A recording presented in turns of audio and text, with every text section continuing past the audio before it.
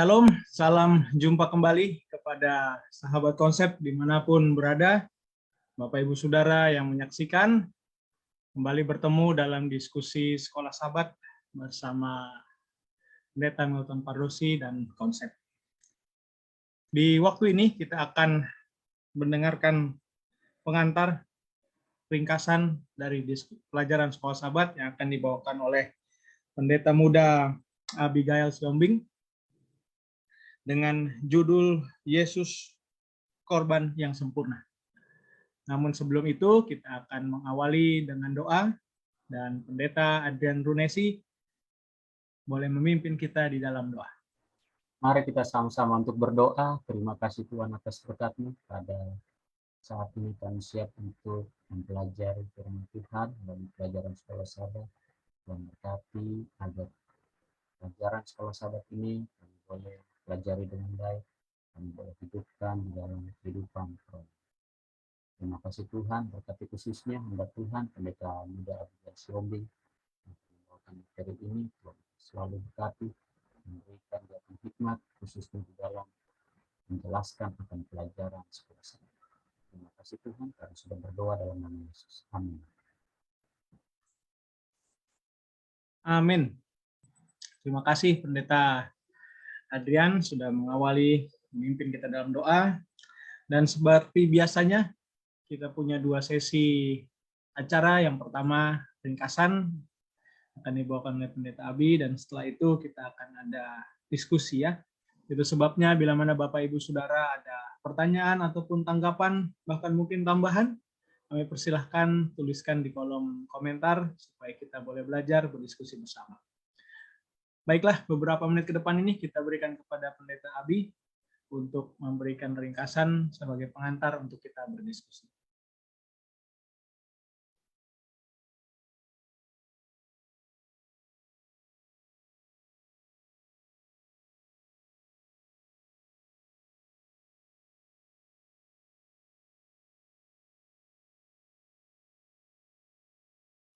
Baik, selamat malam bagi kita semua. Pendeta Riki, apakah suara saya jelas? Dan slide juga jelas ya?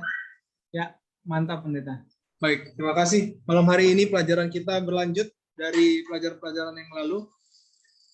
Pada malam hari ini dalam pelajaran Sekolah Sabat kita minggu ini judulnya adalah Yesus Korban yang Sempurna. Ayat intinya terdapat dalam Ibrani 10 ayat 14, sebab oleh satu korban saja. Ya, jadi saya garis bawahi dan saya pertebal, satu korban saja ia telah menyempurnakan untuk selama-lamanya mereka yang ia kuduskan. Kata kunci dari pelajaran kita selain Yesus yang tentu menjadi topik atau inti dari pelajaran kita beberapa minggu ini, dan beberapa peran Yesus dalam kitab Ibrani, dan saya pikir pada malam hari ini pun Yesus sebagai salah satu kunci dari pembahasan kita pada pelajaran Sekolah Sabat ini. Dan kata kunci yang berikutnya dari pelajaran kita adalah korban. Yesus korban yang sempurna, dan dalam ayat ini pun kita bisa melihat gambaran bahwa hanya sebab satu korban saja yang telah menyempurnakan untuk selama-lamanya mereka yang ia kuduskan. Kata korban sendiri atau pengorbanan artinya adalah pemberian untuk menyatakan kasih dan kesetiaan. Tidak ada kasih atau tidak ada cinta tanpa adanya pengorbanan. Pasti harus ada pemberian atau harus adanya pengorbanan, baik waktu, materi, tenaga, pemikiran, dan lain sebagainya. Lalu kata korban sendiri artinya yang berikutnya adalah orang atau bahkan binatang dan sebagainya yang menjadi menderita atau mati dan sebagainya akibat suatu kejadian, perbuatan jahat dan sebagainya. Dan inilah konsep perjanjian lama dari definisi yang kedua atau definisi korban yang kedua ini.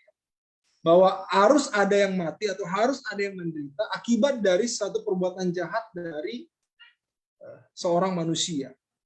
Nah, jadi gambaran inilah yang coba kita pelajari tentang korban dan pengorbanan yang dilakukan oleh Yesus Kristus yang digambarkan dalam kitab Ibrani.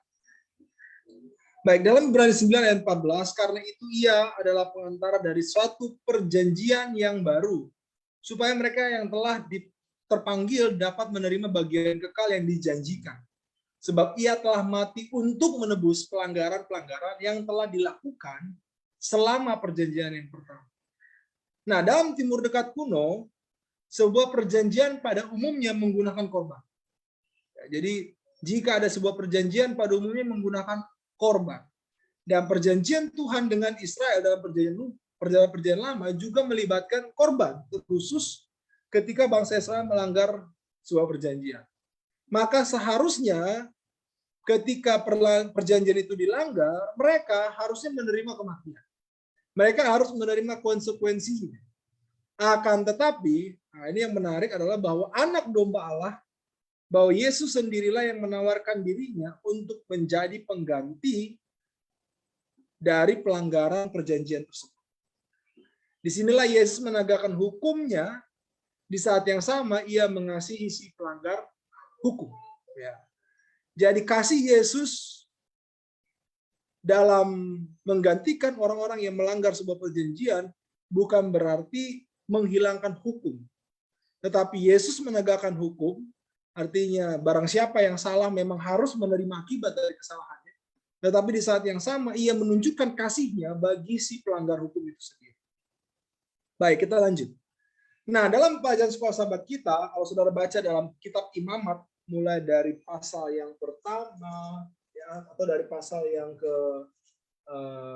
dari pasal yang pertama ya, ada beberapa gambaran tentang korban. Dan saya ingat sekali konsep pernah membahas tentang jenis-jenis sistem pengorbanan ini dan maknanya.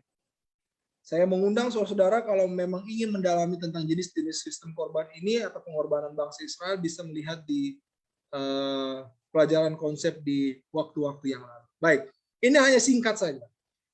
Jenis sistem pengorbanan Israel, pertama korban bakaran, korban sajian, korban keselamatan, korban penghapus dosa, korban penebus salah. Dan lima-limanya ini memiliki konsep, memiliki makna, unsur-unsur dan tujuan yang berbeda-beda. Korban bakaran karena adalah korban yang dibakar di atas mezbah dan dikonsumsi, yang mewakili Yesus sebagai korban yang mati karena dosa kita. Terus dalam Filipi 2 ayat 5-8. Korban sajian adalah pemberian atau penyediaan makanan dari Tuhan untuk umatnya, yang melambangkan Yesus sebagai roti hidup yang diberikan bagi manusia. Lalu yang ketiga, korban keselamatan, menyiratkan makan bersama saudara, merayakan berkat keselamatan yang diberikan oleh Tuhan. Ini mengartikan bahwa kita semua perlu mengambil bagian dalam meminum darahnya dan makan dagingnya. Lalu yang keempat adalah korban penghapus dosa. Menekankan kepada darah hewan yang merepresentasikan darah Yesus yang diberikan untuk penebusan dari dosa kita. Dan yang kelima adalah korban penebus salah. Memberikan pengampunan serta perbaikan dan pemulihan dalam berbagai kesalahan. Ini menyatakan bahwa pengampunan tidak melepaskan tanggung jawab kita dari perbaikan pertobatan. Baik, dari pelajaran yang selanjutnya adalah korban yang sempurna. Dari representasi 5 jenis korban ini semua merujuk kepada Yesus Kristus sebagai korban yang sempurna. Dalam Ibrani 7 ayat 27, yang tidak seperti imam-imam besar lain yang setiap hari harus mempersembahkan korban untuk dosanya sendiri.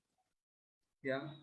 Sesudah itu barulah untuk dosa umatnya. Sebab hal itu telah dilakukannya satu kali untuk selama-lamanya, ketika ia mempersembahkan dirinya sendiri sebagai korban. Jadi ini ditekankan kembali, hanya satu kali untuk selama-lamanya Yesus dikorbankan atau mempersembahkan dirinya sebagai korban.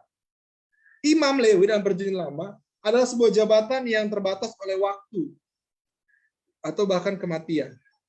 Imam juga adalah manusia yang berdosa. Imam harus mempersembahkan korban untuk dirinya sendiri, juga mereka pun butuh keselamatan. Ya, seperti digambarkan dalam ayat yang di atas, bahwa imam butuh juga korban untuk keselamatan dirinya. Sedangkan Yesus adalah imamat yang kekal, sempurna, tidak berdosa, dan ia hanya dapat dipersembahkan sebagai korban sekali untuk selamanya. Mengapa? Karena apa yang dipraktekkan dalam perjanjian lama, semua penggenapannya adalah kepada salib Yesus.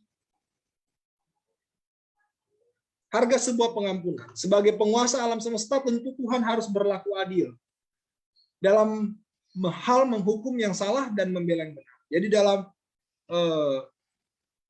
pelanggaran akan perjanjian, pelanggaran akan hukum Allah, tentu keadilan Tuhan harus tetap ditegakkan. Tetapi dalam hal ini, kita tidak bisa memungkiri bahwa kasih Allah bagi manusia yang berdosa. Sehingga ia rindu menyelamatkan mereka, sehingga Allah membuat sistem pengampunan dosa untuk mengampuni dosa manusia.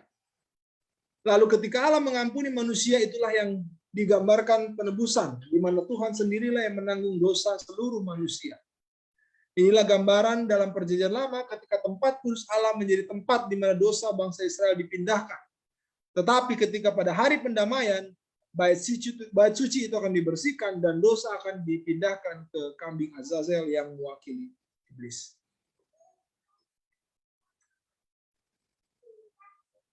Inilah gambaran penghakiman dan kasih Allah. Berbicara mengenai keadilan Tuhan, tapi di saat yang sama berbicara juga tentang kasih Tuhan. Jadi keadilan dan kasih Tuhan itu berjalan bersamaan, tidak saling berlawanan. Sebelum kita melihat begitu besar kasih Allah, sehingga Yesus sendiri, sebelumnya kita melihat akan kasih Allah, ketika Yesus sendiri memberikan atau mengorbankan dirinya untuk menebus dosa seluruh manusia. Tetapi kasih Allah tidak menghilangkan keadilan Tuhan atau keadilannya. Penghakiman tetap berlangsung untuk memeriksa umat yang mana mereka setia dalam Tuhan atau dalam Yesus atau tidak. Bahkan dalam penghakiman manusia tidak dapat membela diri mereka sendiri. Inilah uniknya ya. Penghakiman tetap berlangsung, tetapi penghakiman itu tidak bisa menyelamatkan. Artinya tidak bisa kita elakkan dan tidak bisa kita membela diri kita sendiri. Oleh karena itu kita membutuhkan pembela, dan Yesuslah satu-satunya yang dapat menjadi pembela kita. Nah, inilah gambaran akan penghakiman, tetapi kasih Allah tetap ditunjukkan ya bagi kita yang memang tidak layak untuk menerima keselamatan daripada Tuhan. Dalam buku Kebahagiaan Sejati halaman 8 paragraf yang keempat. Karena demikianlah Allah mengasihi isi dunia ini sehingga dikaruniakan anaknya tunggal itu. Dia mengaruniakan bukan saja supaya hidup di antara manusia, tetapi juga untuk menanggung segala dosa-dosa mereka dan mati sebagai korban mereka. Dia mengaruniakan kepada bangsa yang sudah berdosa, Kristus harus menyamakan diri sendiri dengan kepentingan-kepentingan serta keperluan umat manusia. Dialah korban kita. Nah, di sini disampaikan juga, dia juga pengacara kita, dia pembela kita, saudara kita. Inilah dikatakan bahwa mengenakan bentuk keadaan manusia di hadapan tahta Allah Bapa dan sepanjang zaman kekalahan satu bangsa dengan yang telah ditebus. Ada 3 kesimpulan sederhana yang saya ingin tekankan dan mungkin nanti ada tambahan-tambahan yang akan disampaikan dalam diskusi kita. Pertama, dasar dari pengorbanan Yesus adalah karena kasih Allah yang begitu besar kepada setiap manusia. Sehingga ia mengorbankan anaknya yang tunggal bagi keselamatan kita. Itu adalah dasar dari setiap prinsip atau konsep keselamatan. Kasih Allah. Karena begitu besar kasih Allah akan ini. Lalu yang kedua, semua korban bakaran dilaksanakan perjanjian lama adalah merujuk kepada Yesus Kristus sebagai korban yang sempurna. Korban yang tanpa cacat celah dan hanya satu kali dikorbankan. Lalu yang ketiga, kasih Allah tidak menghilangkan keadilan Tuhan sebagai penguasa alam semesta. Manusia harus terus berserah kepada Tuhan, setia sampai akhir karena hanya Kristuslah yang mampu menjadi pembela kita ketika menghadapi penghakiman yang terakhir. Inilah menjadi pelajaran kita pada malam hari ini. Terima kasih, Tuhan memberkati. Saya serahkan kembali kepada pendeta Riko. Amin. Terima kasih banyak Pendeta Abis Ihombing yang sudah memberikan pengantar untuk kita berdiskusi, pelajaran yang baik bagi kita. Baik Bapak Ibu Saudara, sahabat konsep dimanapun berada, bila mana menyaksikan, dan mungkin ada pertanyaan atau tanggapan, silahkan tuliskan di kolom komentar supaya kita boleh berdiskusi bersama-sama. Untuk saat ini ada beberapa pertanyaan yang perlu kita diskusikan bersama. Yang pertama ini saya ingin ke Pendeta Abi lebih dahulu, nanti ke teman-teman pendeta, mungkin Pendeta Adrian Runesi boleh nanti menanggapi juga ya pertanyaan yang sama. Ini pertanyaan yang pertama. Kita tahu peran Yesus sebagai imam saat ini dari pelajaran beberapa waktu lalu ya. Kita sudah belajar bagaimana peran Yesus sebagai imam besar saat ini di sorga. Nah, kita juga tahu bahwa Yesus adalah domba atau korban itu sendiri. Nah, lalu pertanyaannya, apakah atau bagaimanakah peran Yesus sebagai korban saat ini? Apakah saat ini masih ada seperti imam-imam peran imam besar, atau masih ada ataukah masih berlangsung? Silahkan Pak Pendeta.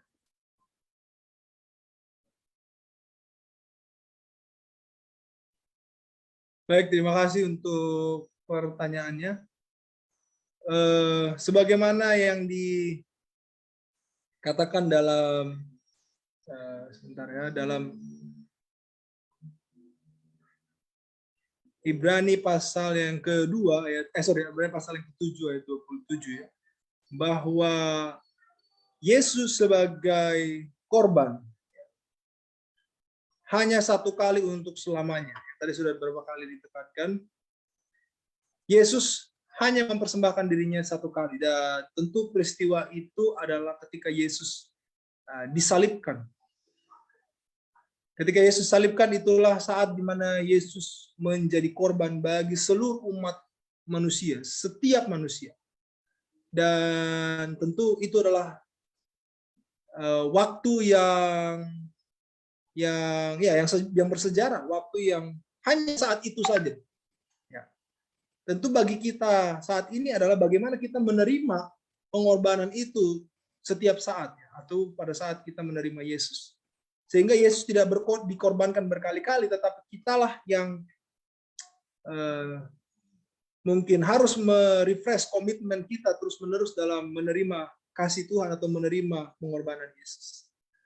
Jadi mungkin itu jawaban dari saya, bahwa Yesus hanya satu kali saja dikorbankan, dan peristiwa itu ketika Yesus mati di kayu salib. Terima kasih. Baik, terima kasih Pak Pendeta, jawaban yang jelas ya. Pendeta Adrian, mungkin ada tanggapan tambahan atas pertanyaan yang sama? Baik, terima kasih. Apakah Yesus itu adalah korban yang sesungguhnya? Ya, itu benar. Apakah korban yang sempurna itu, yaitu korban Yesus sebagai korban itu sudah dilaksanakan? Ya sudah. Buktinya dia sudah mati di kayu salib. Nah, pertanyaannya saat ini apa yang dimaksud dengan Yesus sebagai korban, ya khusus sebagai imam besar di surga. Ingat, tugas Yesus di surga pada saat ini adalah sebagai imam besar. Pelajaran sekolah sahabat kita beberapa waktu yang lalu sudah kita pelajari. Jadi jangan kita bawa lurus-lurus seperti pola di dunia, bahwa imam besar itu bawa domba, baru nanti dikorbankan pada hari pendamaian, lalu masuk ke dalam bilik suci, bukan seperti itu. Tetapi Yesus hari ini tugasnya adalah sebagai pendamai bagi kita semua. Apakah korban itu sudah berlangsung? Sudah. Apakah saat ini sedang berlangsung? Tentu tidak, kan sudah terjadi di kayu salib. Yang saat ini yang terjadi adalah saat ini Yesus sebagai pendamai. Sebagai pendamai antara kita dengan Bapa. Itulah tugas Yesus saat ini di situ. Terima kasih. Terima kasih Pendeta Adrian sudah memberikan tambahan yang begitu baik. Kita ke Pendeta Milton Pardosi. Pendeta, bagaimana tentang ini? Kalau mungkin saya ulangi sedikit ya. Kalau tadi peran imam sudah jelas. Minggu lalu, beberapa waktu lalu kita sudah belajar ya. Nah, Yesus kan juga adalah domba dan korban itu sendiri. Apakah masih ada perannya sampai sekarang ini, masih berlangsung atau bagaimana Pendeta? Salam kepada semua saudara-saudara sahabat konsep ya, yang sudah mengikuti program ini pada malam ini secara khusus ya. Terima kasih atas pemaparan yang disampaikan oleh Pendeta Muda Abigail dan juga pertanyaan yang sudah masuk. Apa yang Yesus kerjakan waktu dia mati di kayu salib dan bangkit tahun 31 Masehi itu tetap berlaku sampai sekarang. Karena korban itu hanya dia, tidak ada lagi yang lain. Dan pelayanan Yesus sebagai imam besar itu masih berlaku sampai sekarang dengan membawa darah korban dirinya sendiri. Penurutan yang sempurna dari dirinya sendiri. Jadi itu masih berlaku karena Yesus belum datang untuk yang kedua kali. Kalau Yesus datang yang kedua kali, maka pengorbanan Yesus yang mati di kayu salib itu sudah selesai dia. Fungsinya sudah selesai. Sampai sekarang fungsi kematian Yesus di kayu salib itu,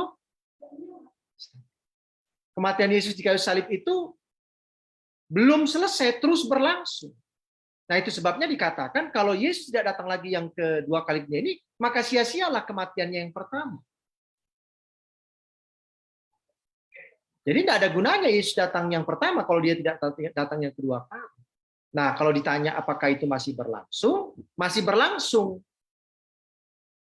Makna akibat hasil pekerjaan dari kematian Yesus di kayu salib itu masih berlangsung sampai sekarang. Ya, kematiannya sendiri sih hanya beberapa jam.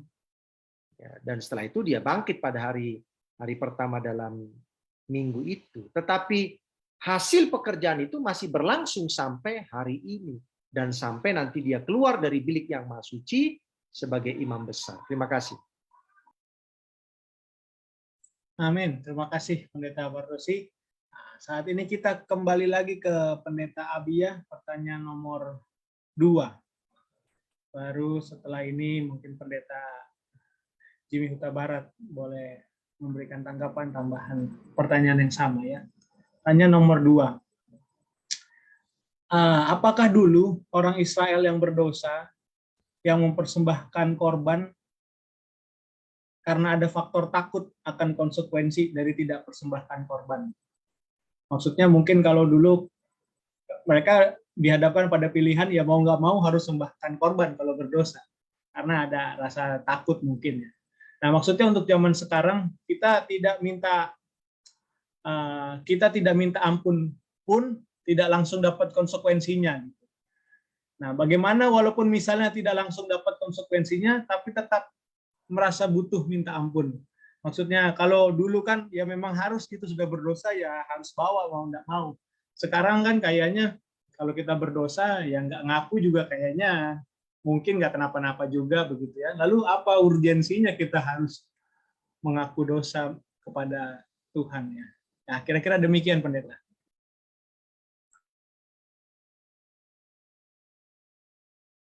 Baik, terima kasih untuk pertanyaannya. Jadi menarik ini ya mengenai mengenai korban. Ya. Kita melihat bahwa sebenarnya korban yang dituliskan dalam kitab Imamat itu tidak tidak hanya by momentum ya, tetapi memang ada yang rutin gitu, yang rutin dilakukan pada pagi dan petang dan lain sebagainya. Jadi memang terkait motif ya, kita tidak bisa melihat hati, bahkan tidak kita bisa lihat secara gambaran dalam kitab Imamat. Tapi apakah mungkin itu terjadi? Ya bisa saja mungkin terjadi karena takut konsekuensi atau takut dari akibat pelanggaran atau tidak memberikan korban dan sebagainya. Tetapi bagi kita saat ini, kalau kita melanggar sebuah perintah atau hukum Tuhan, lalu kita tidak datang kepada Tuhan, lalu kita sepertinya kelihatan aman-aman saja, tidak menerima konsekuensi, saya pikir itu adalah hal yang salah kalau kita merasa nyaman, karena konsekuensi dari setiap pelanggaran itu pasti ada, cepat atau lambat. Ya, jadi nggak akan ada, tetapi bisa juga ada. Baik 1 menit ke depan, 1 jam ke depan, 1 hari ke depan, atau bahkan mungkin ke keturunan kita. Jadi setiap dosa pasti ada konsekuensinya. Nah, kalau misalnya dalam bangsa Israel mereka tidak memberikan, apakah mereka memberikan korban karena mereka takut akan konsekuensinya? Mungkin saja iya, tapi mungkin juga tidak. Artinya bagi kita saat ini, ketika kita datang kepada Tuhan dalam meminta ampun atau ketika kita datang kepada Tuhan tidak lagi memberikan korban, bukan berarti kita lebih nyaman daripada bangsa Israel. Memang secara teknis lebih nyaman kita hanya tinggal masuk dalam kamar, lalu berdoa dan lain sebagainya. Tetapi Setiap dosa pasti ada konsekuensinya, cepat atau lambat. Dan bahkan Rasul Paulus katakan bahwa upah dosa adalah maut. Ya, dan itu adalah konsekuensi yang paling terakhir, maut, kematian yang kekal. Jadi bagi kita saat ini, kebutuhan kita akan Tuhan bukan hanya ketika kita minta ampun. Makanya saya bilang tadi di awal bahwa korban itu tidak hanya ketika kita berdosa, tetapi ada juga korban yang memang kita berikan setiap hari sebagai bukti kebutuhan dan penyembahan kita kepada Tuhan. Bukan hanya pada momen-momen tertentu ketika kita minta ampun kepada Tuhan, tetapi memang ketika kita membutuhkan Tuhan, kita memberikan korban kepada Tuhan setiap hari, atau menyerahkan hidup kita setiap hari kepada Tuhan. Ya, mungkin itu sedikit tanggapan dari saya. Terima kasih. Amin. Terima kasih Pendeta Abi. Pendeta Jimmy mungkin boleh memberikan tanggapannya, tambahan mungkin dari pertanyaan yang sama. Silakan Pak Pendeta. Baik, terima kasih untuk kesempatan yang diberikan. Ya, jadi memang sekarang ini tidak ada lagi ya persembahan atau korban ya, pengorbanan yang dilakukan ya. Sehingga banyak orang menyepelekan dosa jadinya. Udahlah, berdosa aja nggak perlu repot-repot kok. Seperti zaman Perjanjian Lama bawa korban.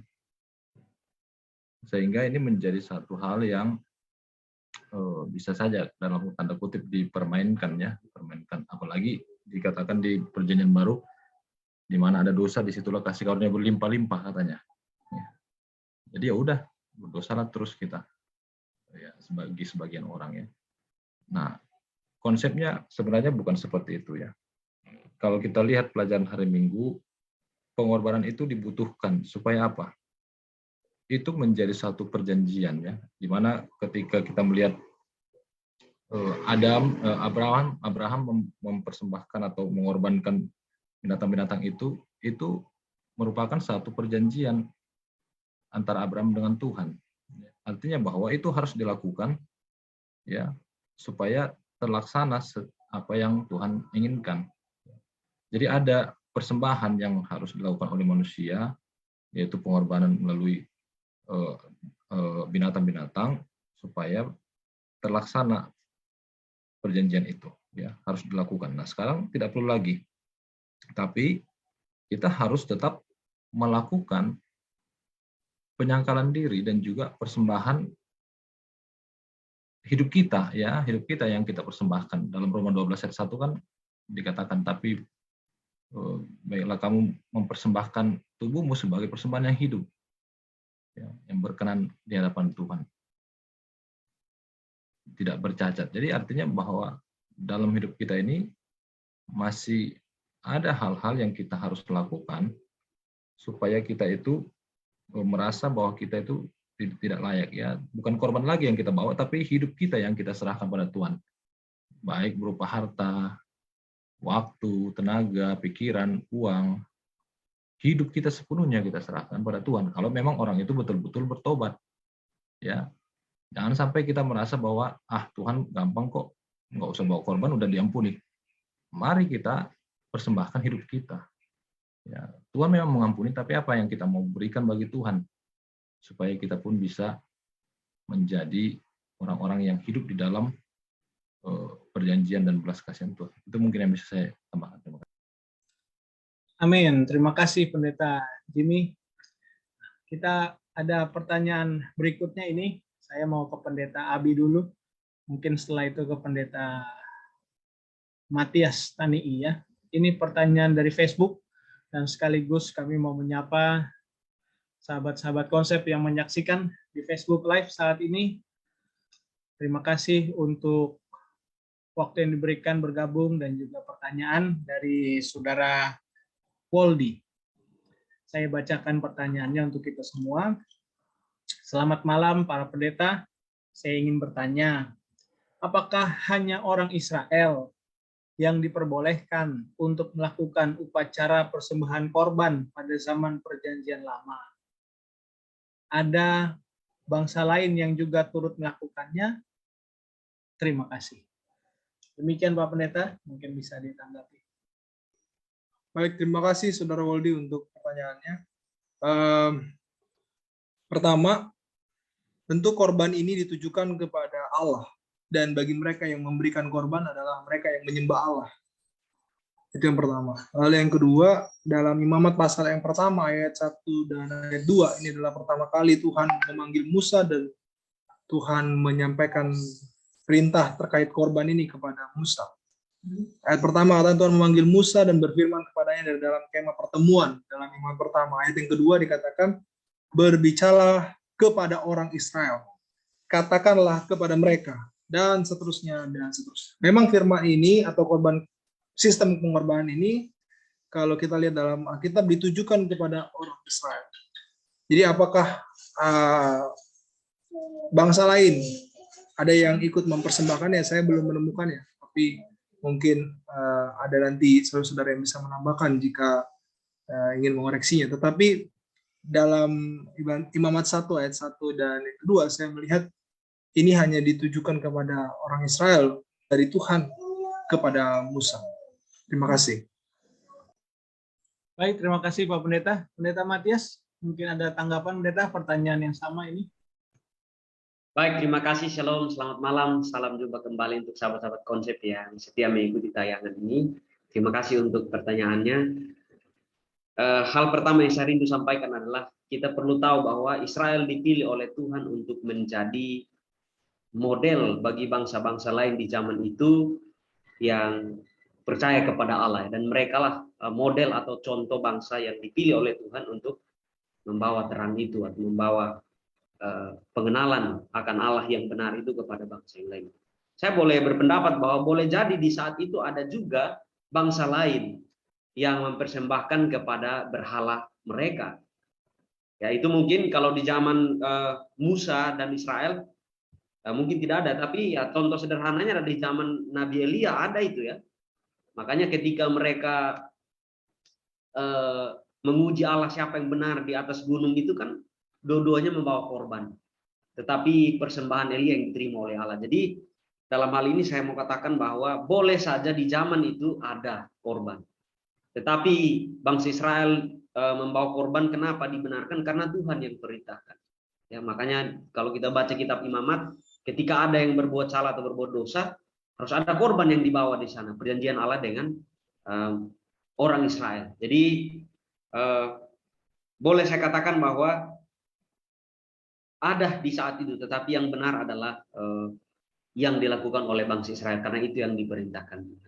Dan yang mereka persembahkan juga adalah kepada Allah yang benar. Sementara yang lain kan boleh jadi mempersembahkan kepada ilah-ilah lain yang tidak yang artinya bukan pencipta seperti Allahnya orang Israel. Terima kasih.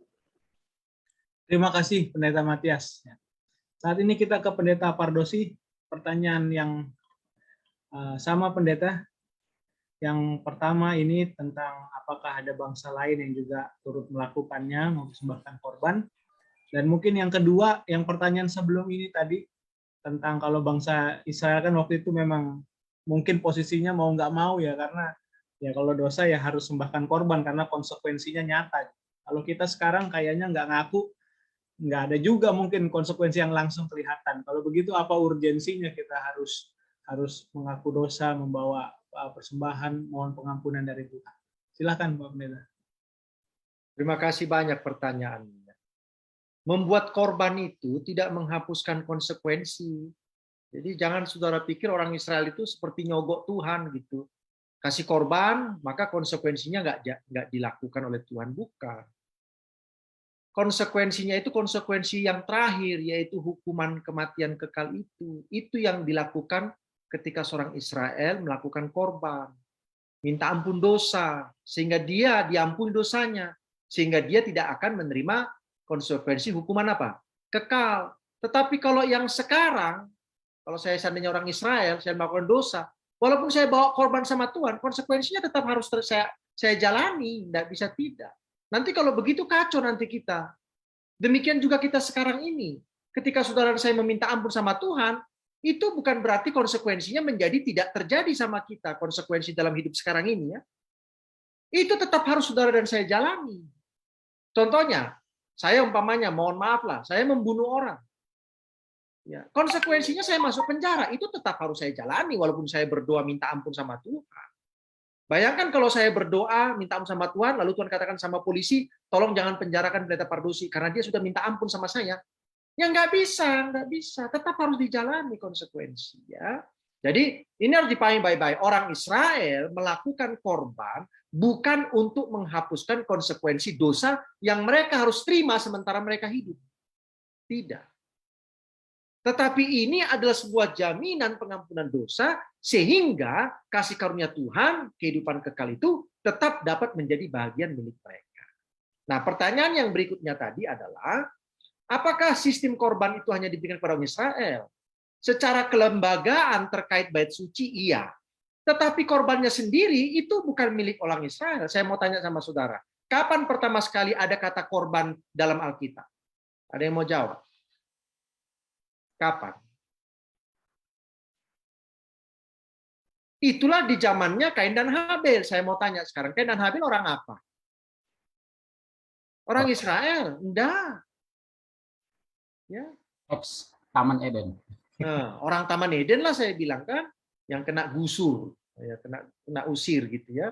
Lalu habis itu muncul periode siapa? Periode Nuh. Saya mau tanya, Nuh orang Israel? Tidak. Setelah itu masuk periode Abraham. Abraham orang Israel? Tidak. Dia orang Ur Kasdim. Dia tahu namanya korban itu. Jadi jangan lupa bahwa sistem korban itu kan pertama diceritakan di Taman Eden. Setelah itu dari Taman Eden itulah karena diusir, lalu manusia itu berkembang biak, bertambah banyak. Dan itu diajarkan terus-menerus, betul ya? Walaupun nanti akhirnya ada yang membelot dengan membuat korban, bahkan sampai manusia jadi korban, ya, lalu kepada yang bukan pencipta. Tetapi dari keturunan yang benar, itulah keturunan daripada Set itu ya, Set lalu menjadi Sem itu, maka mereka tetap memberikan korban kepada Tuhan, korban binatang. Tetapi kalau dikaitkan dengan sebuah kelembagaan, maka itu terjadi pada zaman siapa? Israel, yaitu kelembagaan bait suci, sehingga rencana keselamatan itu menjadi lengkap. Karena bait suci itu kan sebenarnya adalah alat peraga untuk menceritakan pekerjaan Yesus. Nah, sebelum itu orang hanya tahu korban, udah korban, ada pengampunan dosa. Berarti korban ini, binatang ini menggantikan orang berdosa itu. Berarti harus ada yang akan menggantikan saya mati supaya saya tidak mati. Hanya itu yang dipahami. Tetapi ketika masuk dalam cerita bait suci, sudah dilembagakan, maka manusia lebih memahami tentang pekerjaan sang korban yang sesungguhnya itu. Jadi itulah jawaban saya. Terima kasih. Amin. Terima kasih banyak Pendeta Pardosi dan juga teman-teman pendeta yang lain untuk jawaban dan tanggapannya. Saat ini mungkin teman-teman pendeta ada yang mau menyampaikan secara langsung tambahan tanggapan atau mungkin pertanyaan untuk memperkaya diskusi kita. Silahkan. Terima kasih Pendeta Riki sudah memberikan kesempatan. Saya mau tanya pertanyaan khususnya dari pelajaran hari Senin. Kalau pelajaran hari Senin itu kan di situ di judulnya adalah beragam jenis pengorbanan. Dan tadi sempat sudah disinggung sedikit tentang korban bakaran, korban sajian, korban keselamatan, korban penghapus dosa, dan korban penebus salah. Pertanyaan saya adalah, apakah korban-korban ini masih berlaku di zaman sekarang atau tidak? Dan kira-kira bagaimana menerapkannya untuk di zaman saat ini? Lalu mengenai tentang korban sajian. Kalau korban sajian itu kan merupakan pemberian syukur. Nah, pada saat itu penyediaan makanan dari Tuhan bagi umatnya. Nah, pertanyaan saya, kalau zaman sekarang ini, saya mau kasih korban sajiannya pakai uang, persembahan. Persembahannya 10% lah, atau mungkin 5% atau berapa lah. Apakah itu juga bagian dari persembahan sajian, korban sajian saat ini? Bisa nggak disamakan kira-kira hal seperti itu? Jadi yang saya mau tanyakan, kira-kira dari korban-korban ini, apakah masih bisa diaplikasikan di zaman sekarang? Kalau bisa, seperti apa? Ataukah ada yang sudah tidak berlaku lagi di zaman sekarang? Terima kasih. Terima kasih Pak Pendeta untuk pertanyaannya, untuk diskusi kita. Yang pertama ini kita ke Pendeta Abi dulu ya. Mungkin setelah ini kita ke Pendeta Pardosis. Silahkan Pak Pendeta Abi. Baik, terima kasih untuk pertanyaannya Pendeta Muda Adrian. Dalam pelajaran kita tadi sudah disinggung bahwa beberapa jenis korban yang dimaksudkan dalam kitab Imamat itu semua merujuk kepada Yesus. Semua merujuk kepada Yesus. Darah yang dicurahkan, daging yang dicurahkan, korban sajian, korban keselamatan, penebus salah dan lain sebagainya. Semua itu merujuk kepada Yesus. Sehingga ketika Yesus sudah menggenapi semua berbagai jenis korban itu, maka sekarang tentu kita tidak lagi melakukan korban-korban tersebut. Lalu yang kedua, apakah konsep itu bisa kita terapkan dengan pemberian persembahan uang saat ini? Ya, saya pikir bisa, sangat bisa. Jadi sekarang mungkin kalau kita punya gereja menggunakan organisasi kelembagaan, aturan-aturan dan pekerjaan-pekerjaan yang perlu dikembangkan, perlu dijalankan dengan biaya-biaya, tentu saat ini kita memberikan persembahan, baik persembahan terpadu, persembahan khusus, dan lain sebagainya, itu tidak lagi menggunakan korban binatang, tetapi menggunakan uang atau materi kita, uang yang kita berikan. Itulah yang menyokong pekerjaan Tuhan saat ini, pegawaian Injil saat ini. Jadi ketika bicara persembahan, tentu kalau perjanjian lama itu identik dengan domba, korban, tetapi tidak juga hanya itu. Saya juga melihat ada juga beberapa persembahan yang bukan hanya sekedar korban, tetapi saat ini tentu implementasinya kita berikan atau kita tunjukkan persembahan kita menggunakan uang sebagai penyokong pekerjaan penginjilan saat ini. Terima kasih. Amin. Terima kasih Pendeta Abi. Nah, Pendeta Pardosi, boleh Pendeta menanggapi yang pertanyaan tadi? Kalau kita mau melihat jenis korban yang ada dalam Alkitab terkait kepada Yesus, maka itu adalah Imamat 1 sampai Imamat 7 atau 8 kalau saya tidak salah. Dan itu semua sudah selesai, tidak ada lagi perlu diaplikasikan ke zaman modern ini, nggak ada. Kalau saudara dan saya masih coba-coba mau mengaplikasikannya, berarti saudara masih belum terima sepenuhnya itu tentang korban yang Imamat 1 sampai 7 itu yang semua merujuk kepada Yesus. Nah, di Perjanjian Lama itu ada korban yang terkait kepada pekerjaan penyelamatan, ada yang disebut dengan persembahan yang tidak terkait kepada pekerjaan penyelamatan. Itu yang namanya persepuluhan pertama, persepuluhan kedua, dan persepuluhan sekali 3 tahun, yang sebenarnya persepuluhan kedua juga, tapi ada sedikit modifikasinya dalam proses pendistribusian. Nah, 2 itu tidak ada kaitannya dengan pekerjaan penyelamatan Yesus Kristus. Dan itu tetap berlaku. Kenapa tetap berlaku? Karena di zaman Perjanjian Lama ada bait suci yang harus didukung oleh persepuluhan, persembahan. Maka di zaman Perjanjian Baru dan kita sekarang ada pelayanan gereja yang harus juga didukung oleh persembahan dan persepuluhan. Tetapi semua korban-korban yang beragam yang pelajaran hari Senin itu, ya, dalam Imamat 1 sampai 7 atau 8 itu, korban bakaran, penghapus dosa, korban sajian, korban ini, itu semua merujuk kepada Yesus Kristus yang kalau pelajaran sekolah sahabat kita katakan adalah korban daripada Yesus Kristus itu bukan hanya menerima tapi juga memberi ya, memberi. Nah, itu semua terkait kepada Yesus yang menerima dari kita. Apa yang Yesus terima dari kita? Itulah hidup kita, hati kita, iman kita itu. Lalu Yesus juga memberi kepada kita. Itulah keselamatan, roti hidup, air hidup, dan lain sebagainya. Nah, itu semua ada dalam 7 atau 8 jenis korban yang ada dalam Imamat pasal 1 sampai 8. Dan itu tidak perlu lagi diaplikasikan kepada, oh ini berarti nanti kalau saya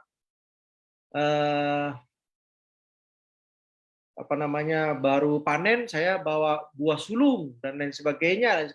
Ya itu semua sudah ada dengan namanya persepuluhan dan lain sebagainya. Walaupun ada orang sekarang ini yang kalau dia gajian pertama ya dia kasih semua sama Tuhan. Ya, itu katanya sebagai apa? Sebagai buah sulung. Ya. Nah, dalam korban imamat 1-7 itu tidak ada yang namanya buah sulung, kalau saudara perhatikan di situ. Tidak ada buah sulung. Tidak ada. Karena itu memang tidak terkait kepada yang seperti itu. Nanti di hari raya baru ada itu, hari raya buah sulung ya. Itu kalau setelah Pantekosta, kemudian roti tidak beragi, Paskah ya, bukan Pentakosta. Roti tidak beragi, lalu selama 7 hari, tapi di dalamnya ada juga Paskah dan ada juga buah sulung ya. Yaitulah kebangkitan siapa? Yesus Kristus itu. Nah, tapi itu tidak dikaitkan dengan kalau saya gajian, saya kasih semua kepada Tuhan, itu tidak ada kaitannya ke situ, walaupun seperti terminologinya sama, buah sulung, tapi nggak ada kaitannya ke sana. Ya, karena buah sulung yang 7 hari raya itu terkait kepada Yesuslah yang pertama bangkit dari kematian. Bukan Musa, bukan orang-orang yang lain, tapi Yesuslah sebagai buah sulungnya. Terima kasih, Pak. Maaf, pendeta, berarti korban sajian ini yang dimaksud ini bukan berarti kalau sekarang ini korban sajian ini kita kasih persembahan, bantuan pembangunan, bukan begitu? Oh enggak, itu masuk dalam tadi yang saya katakan persepuluhan pertama dan persepuluhan keberapa? Kedua itu tadi. Ya, kalau saudara baca dalam buku Ulangan, di situ ada penjelasannya. Apa bedanya persepuluhan pertama dan yang kedua? Persepuluhan pertama itu khusus hanya untuk orang Lewi. Persepuluhan kedua itu tergantung sang pemberi yang bisa membagikannya kepada orang-orang Lewi, ya, dan lain sebagainya. Nah, persepuluhan kedua yang 3 kali sekali dalam 3 tahun itu, maka distribusinya akan meluas lagi sehingga bisa lebih banyak orang yang menerima. Termasuk juga orang Lewi juga masih bisa menerima. Walaupun mereka sudah mendapatkan persepuluhan pertama, mereka bisa mendapatkan juga persepuluhan kedua. Ya, terima kasih. Amin. Terima kasih banyak Pendeta Pardosi. Ini mungkin pertanyaan terakhir ya, karena waktu kita tidak banyak lagi. Pertanyaan ini terlebih dahulu ke Pendeta Alex, sebelum nanti closing statement Pendeta Pardosi dan Pendeta Abi yang terakhir ya. Pertanyaannya adalah, apa peran manusia saat ini dalam merespon pengorbanan Yesus Kristus? Ya, pertanyaan aplikatif yang saya pikir juga penting. Mungkin Pendeta Alex boleh tanggapi pertanyaan tersebut. Ya, baik. Terima kasih atas pertanyaannya yang boleh disampaikan. Isunya pelajaran sekolah sahabat kita adalah Yesus korban yang sempurna. Di saat berbicara mengenai korban, tadi telah panjang dijelaskan oleh Pendeta Abigail, bagaimana korban itu adalah kegenapannya di Kristus atau di Yesus sebagai puncak dari korban-korban yang ada di dalam Perjanjian Lama. Nah, proses ini akan membuat manusia menjadi sempurnalah di hadapan Tuhan. Nah, berbicara mengenai hal itu, maka sekarang yang perlu kita lakukan praktikalnya ya, praktisnya, digenapi di dalam 1 Korintus 6 ayat 19-20, di mana Bait Roh Kudus itu sendiri adalah kita. Nah, kita perlu menyucikan hati. Paling sedikit saya ada 3 tadi saya baca di dalam buku pelajaran sekolah sahabat kita itu, bagaimana pengorbanan Yesus di kayu salib itu. Yang pertama adalah menebus dosa, yang kedua adalah menghapuskan kematian kekal, dan yang ketiga adalah membuat kehidupan kita menjadi kudus. 3 poin penting ini yang saya dapat di pelajaran sekolah sahabat yang akan juga kita praktikkan. Nah, responnya adalah pada akhirnya kita boleh menguduskan diri kita di dalam kehidupan kita sehari-hari, dan ini ditantang bagi kehidupan kita yang hidup di akhir zaman. Yang penting di sini adalah ketekunan orang-orang kudus dan mengikuti seluruh hukum Tuhan, maka kita akan boleh menjadi bahagian orang yang mempraktekkan atau merespon dari kegenapan Tuhan sebagai penggenapan korban yang sempurna itu. Mungkin itu tambahan dari saya dari pertanyaan tersebut. Terima kasih. Amin. Terima kasih Pak Pendeta. Sekarang ke Pendeta Pardosi, menanggapi pertanyaan tadi sekaligus closing statement, Pendeta. Jadi kalau ditanya apa peran manusia saat ini dalam merespon pengorbanan Yesus Kristus, peran kita adalah menerimanya, mengimaninya, sama seperti orang Israel ketika mereka diminta untuk membawa korban binatang, maka respon mereka adalah mereka melakukannya. Mereka mengimaninya bahwa ketika saya membawa korban, maka saya mendapatkan sebuah kepastian bahwa dosa-dosa saya akan diampuni. Nah, demikian juga kita. Nah, kalau orang Israel kan kelihatan ya, ada binatang yang disembelih kan kelihatan. Kalau kita kan tidak kelihatan. Nah, itu sebabnya iman kita itu justru harus lebih besar lagi karena kita kan tidak melihat Yesus tersalib secara jasmani. Kita hanya mengimaninya. Jadi kalau ditanya ya dalam pertanyaan ini, apa peran manusia saat ini dalam merespon pengorbanan Yesus Kristus adalah peranan kita adalah menerimanya secara utuh. Pekerjaan Yesus itu bukan hanya mati di kayu salib, tapi dia juga menjadi imam besar kita di sorga. Kalau kita menerima Yesus sebagai juru selamat, mati di kayu salib, dan bangkit, tapi tidak menerima Yesus sebagai imam besar, ya nggak jelas juga mau kemana nanti. Karena korban dan keimamatan itu satu paket dia. Korban tidak bisa diterima kalau nggak ada imamnya. Imam nggak bisa bekerja kalau nggak ada korbannya. Kan gitu. Nah kalau saya menerima korbannya, nggak menerima imamnya, bagaimana caranya? Kalau saya menerima imamnya, nggak menerima korbannya, gimana caranya? Jadi respon kita harus holistik. Kalau saya pakai bahasa holistik gitu ya. Yaitu ada imamnya, imam besarnya, ada siapanya, ada korbannya, dan itu satu paket. Dan kita harus terima. Ya, itulah respon kita. Nah, sebagai closing statement saya sesuai dengan judul pelajaran sekolah sahabat kita ini ya, yang menyatakan bahwa Yesus korban yang sempurna, itu menunjukkan bahwa tidak ada lagi korban yang lain yang akan datang ke dunia ini untuk menyelesaikan permasalahan dosa dan kematian kekal yang harus diterima oleh manusia. Nggak ada lagi. Sudah ini. Kalau zaman dulu, ya tergantunglah berapa lama dia hidup, korbannya ya bolak-balik begitu aja. Tapi kalau ini, cuman ini sudah nggak ada lagi. Jadi jangan pernah pemirsa konsep ini berpikir mungkin nanti 20 tahun lagi akan datang lagi Mesias dari sorga untuk mati bagi kita. Nggak ada lagi, udah habis. Udah itulah yang pertama dan terakhir. Makanya dikatakan sempurna. Sempurna dalam hal apa? Sempurna dalam korbannya sendiri, karena binatang itu kan tidak boleh ada cacat, betul ya? Tidak boleh ada cacat. Yesus itu sempurna, tidak ada cacat di dalam hidupnya. Cacat itu dikaitkan dengan kepada manusia adalah dosa. Tidak ada dosa sama sekali dia lakukan. Itulah namanya sempurna.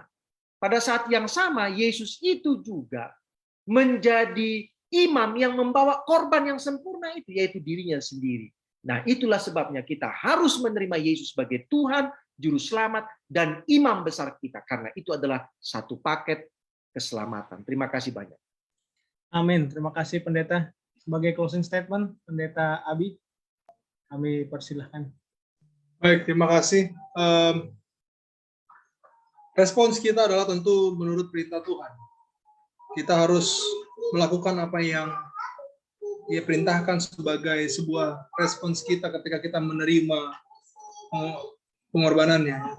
Tentu itulah bagian dari ketika kita mengimani pekerjaan Yesus sebagai korban kita, sebagai juru selamat kita.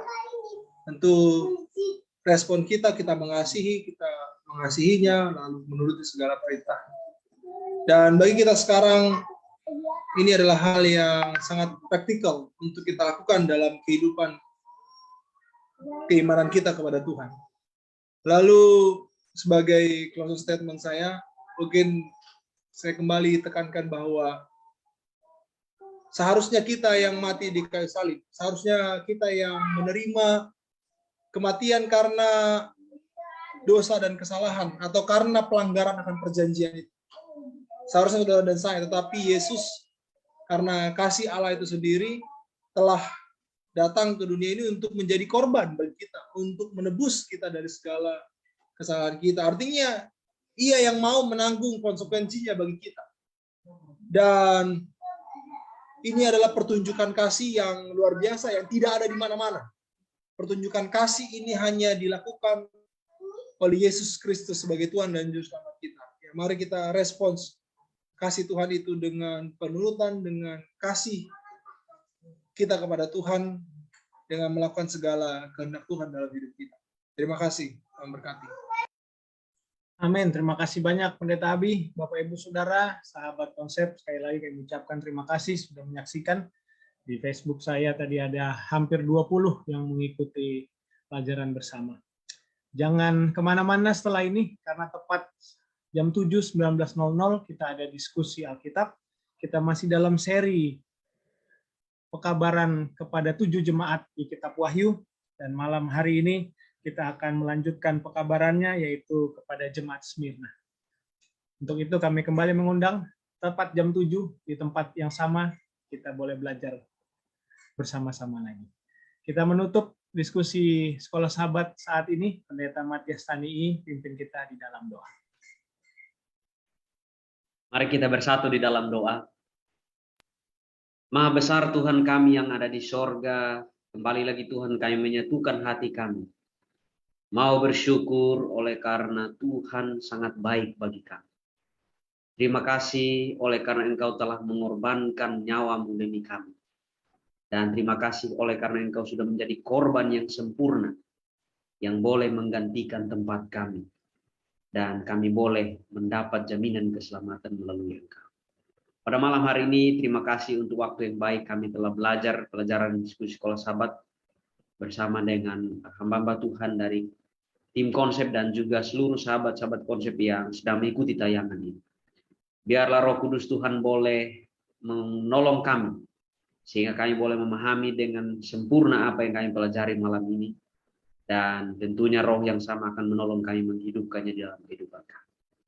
Berkati pendeta Abigail yang telah memaparkan materinya, Tuhan berkati dalam pelayanan beserta dengan keluarganya. Berkati juga pendeta Pardosi yang menjadi bimbing dan membimbing, biarlah Tuhan boleh memberkati hikmat dari surga menjadi bagiannya, dan bahkan kami semua berkati sahabat-sahabat konsep yang mengikuti, biarlah berkat Tuhan juga menjadi bagian mereka.